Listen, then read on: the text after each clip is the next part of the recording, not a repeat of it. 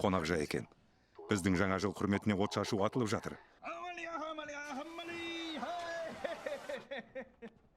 Сендерде сағат қанша?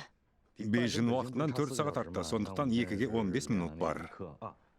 Кешкі ас ішесің бе? Анашым не пісірді? Тәбетің қалай? Не шештің? Кесаревамен не болады? Жас емеспіз ғой. Дұрыстап ойландың ба?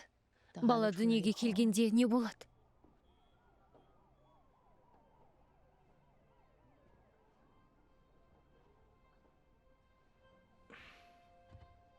Жаным, жұмыстан шығамын деп келістік қой.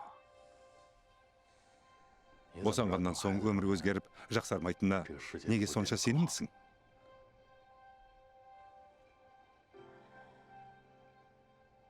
Жарайды. Жұмысың көп шығар.